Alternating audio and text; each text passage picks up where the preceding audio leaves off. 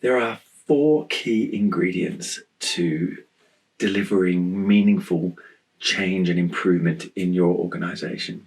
Number one, leadership. This is super important. You have to have the leaders of the organization focused and driving the improvement that they want to see. They need to have a vision, and they need to be able to articulate that vision effectively to the organization. But more than that, it's not just about words. You can have the most fantastic comms out there, but if your actions don't follow up on those words, those words will quickly become meaningless. What do I mean by that? I mean that when your executive team is together, if they're talking about sales performance and customer satisfaction and service level performance and all the other things that they hold dear, and forgetting to talk about the improvements or forgetting to celebrate and acknowledge the wins that have already been delivered and encouraging more. If all you hear is radio silence when it matters, people will notice and people will deprioritize that activity because it's not being held as important as all the other activity. Leadership. Number two is knowledge. You don't know what you don't know. Now, anybody, absolutely anybody, can improve a process because a lot of it is common sense, and you can look at it and think, well, it's common sense, I'll do it better. But you don't know what you don't know. One of my favorite things to train people on is the concept of failure demand. And you see the light bulbs go off in people's mind, and they'll say things like, I'd never really thought about the work that we do as being the result of a failure. And it's really shifted my perspective. There's lots of other tools and techniques and ideas around continuous improvement.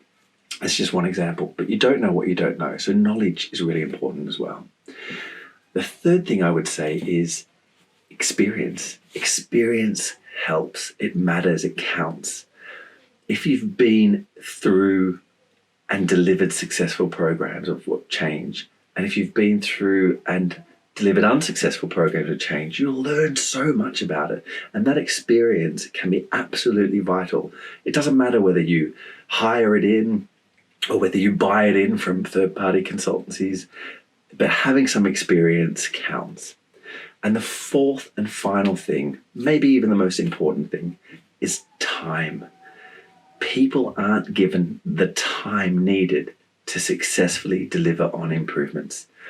Do you know what I observe most often is in an organization, there's always a small handful of SMEs who absolutely know everything there is to know about a process and a system and how things work. And guess what? Everybody wants those SMEs. And I'll see them being put on 7, 8, 9 different projects. But you know what? Their time only cuts so many ways. And if you overload these people, you'll actually end up getting a poorer result on all of the projects.